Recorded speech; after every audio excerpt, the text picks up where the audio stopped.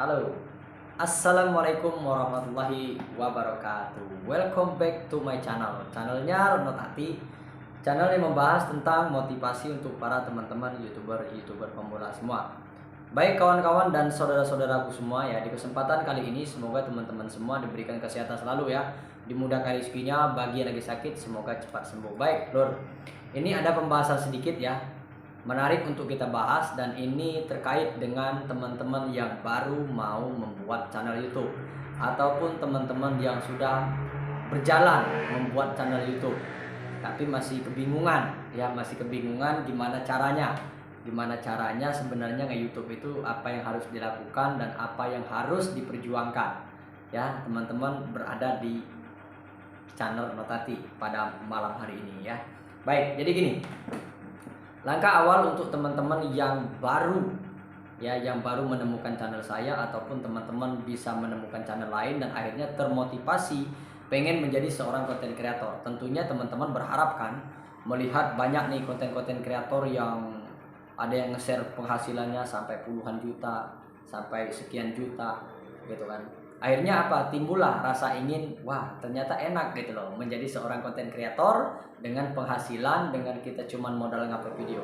Semua itu bisa gitu loh, teman-teman semuanya bisa ya, asalkan teman-teman tidak salah langkah dan teman-teman itu benar-benar membangun channel itu yang serius ya, bisa. Nah, langkah awal untuk menjadi seorang partner YouTube yang harus teman-teman ketahui dan harus teman-teman kuasai adalah banyak hal gitu loh ya, banyak hal yang harus teman-teman kuasai ya. Yang paling utama gitu, ada 3 poin yang harus teman-teman kuasai dulu gitu loh, sebelum teman-teman itu membuat sebuah channel YouTube tentunya ya. Dan apakah Mas, kalau kita membuat channel YouTube itu dengan channel cadangan ataupun Gmail yang setahun yang kita buat, apakah itu bagus ataukah kita membuat channel baru? Gitu loh. Yang dinamakan channel baru itu teman-teman baru ngupload video ya. Baru ngupload video itu channel baru. Meskipun Gmailnya itu sudah lama, ya Gmailnya tetap terdeteksi itu Gmail lama, tapi teman-teman kan baru membuat channel YouTube. Gitu loh. Itu nggak masalah. Gitu loh. Justru memang itu bakal lebih bagus tergantung riwayat penelusuran dari Google-mu itu ya. Nah, terus yang harus teman-teman lakukan sebelum teman-teman itu mengupload video di YouTube, apa yang harus teman-teman lakukan? Yang pertama ya, ini karena ada 3 poin, nanti ada poin tambahan ya. Kalau teman-teman tidak betah menonton video ini ya silakan tinggalkan, jangan ditonton, jangan dipaksakan, karena itu tidak akan membuat teman-teman itu nyaman gitu loh ya. Saya tidak pernah memaksa teman-teman itu untuk menonton video saya ini sampai full ya, saya tidak pernah memaksa. Tapi kalau menurut teman-teman itu mendapatkan sebuah pembelajaran, dan memang menurut teman-teman itu adalah sebuah bisa menjadi inspirasi supaya teman-teman itu bisa juga menjadi konten kreator yang bisa sukses, ataupun nanti di setahun 2 tahun teman-teman bisa gajian juga, yaitu monggo pilihan ya.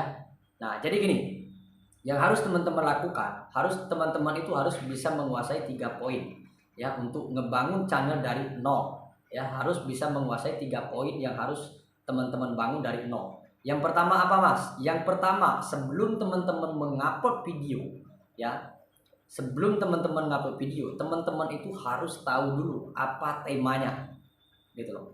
Di saat teman-teman mau membangun sebuah channel ya, temanya seperti apa gitu loh. Itu yang harus teman-teman pahami dulu ya. Karena kalau teman-teman tidak memahami apa sih yang harus saya lakukan gitu loh, jadi bingung nanti. Jadi sebelum teman-teman mengupload sebuah video, teman-teman harus memikirkan tema, gitu yang paling utama ya. Terus nanti teman-teman bisa sesuaikan nama channel dengan tema, itu juga berpengaruh gitu.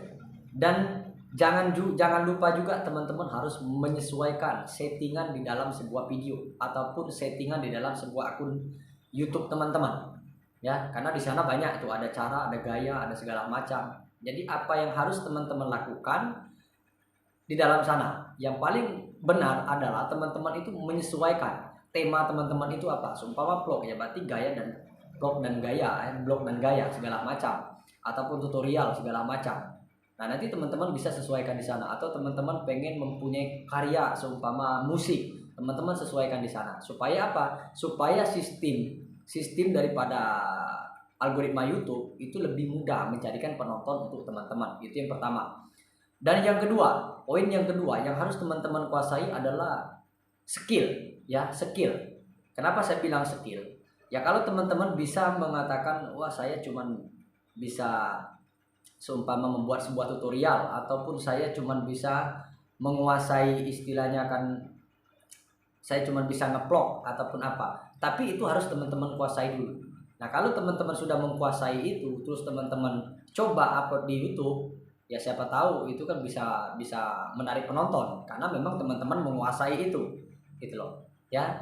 Nah kalau teman-teman sudah menguasai itu, teman-teman setelah teman-teman ngupload video di YouTube, teman-teman lihat dulu target penonton, itu yang paling penting, ya. Yang paling penting di poin kedua ini adalah target penonton. Jangan sampai teman-teman itu salah target, ya. Jangan sampai teman-teman itu salah target. Kalau seumpama teman-teman gini loh, ya, kalau teman-teman pengen mendapatkan CPM apa lebih tinggi atau RPM segala macam lebih tinggi, otomatis teman-teman mentargetkan penonton luar negeri.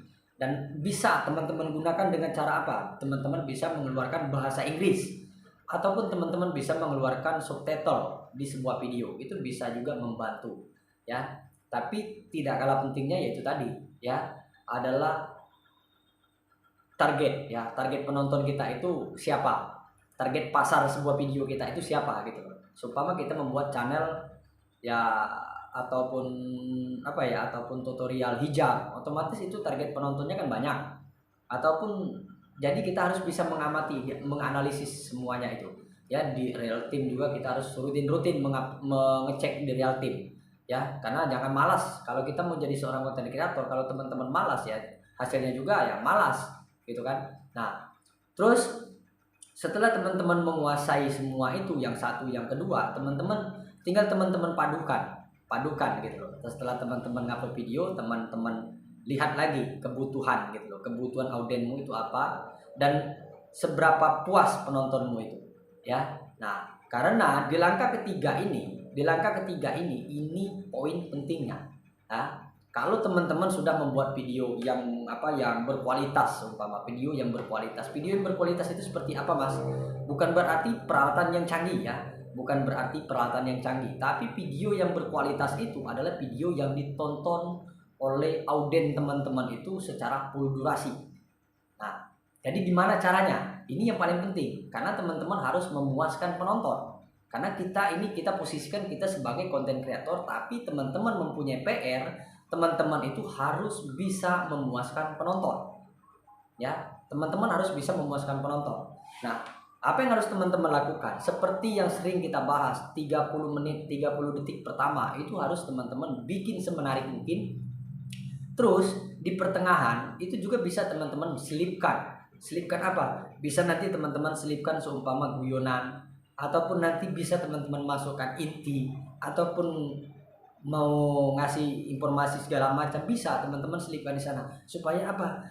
Dari jarak 30 detik ke menit pertengahan itu, teman-teman itu penontonmu itu tetap stay, ya, tetap stay, ya, ataupun action gitu, ya, action gitu. Jadi teman-teman itu tetap masih stay di dalam sebuah video, ya, sampai kalau bisa sampai habis videomu itu ditonton. Bikinlah sebuah audiensmu itu membuat ada ikatan jiwa gitu loh dengan sebuah video, gitu loh, ya. Jadi paham sampai di situ kan? Dari step by step teman-teman itu harus bisa memuaskan penonton, ya. Itu kepuasan penonton, ya. Yang ketiga ini kepuasan penonton. Nah di samping itu, kalau teman-teman sudah bisa menguasai itu, insya Allah channel teman-teman itu bisa berjalan. Tapi bukan itu saja yang harus teman-teman lakukan. Tentunya kita ini kan bukan artis, kita ini bukan publik orang-orang pejabat atau orang-orang penting yang sering kesorot kamera atau sudah terkenal, gitu kan. Karena kita ini hanya orang biasa, ya. Apa yang harus kita lakukan? Bisa kita gunakan dengan metode saling tonton ke sesama pemula, itu bisa, gitu loh, untuk mengaitkan algoritma. Dengan kita menonton channel besar yang sudah satu tema dan itu sudah besar, itu bisa kita lakukan. Tapi saran saya lakukan dengan cara upload video supaya tidak terdeteksi kalau teman-teman itu melakukan melakukan pengejaran-pengejaran yang memang persyaratan YouTube itu memang diperlukan, kayak 1000 subscriber, 4000 jam tayang, supaya tidak terdeteksi spam gitu loh, supaya akun teman-teman itu jauh lebih aman. Mungkin video ini agak panjang, tapi siapa tahu video ini bisa membantu dan membuka wawasan teman-teman untuk bisa memperbaiki channel teman-teman ya. Jadi intinya di 3 poin itu teman-teman itu harus bisa menentukan tema. Yang kedua, teman-teman harus bisa ya melihat audien ataupun penonton teman-teman itu ya, dari umur berapa, genrenya wanita atau laki-laki gitu loh, itu bisa semua ya.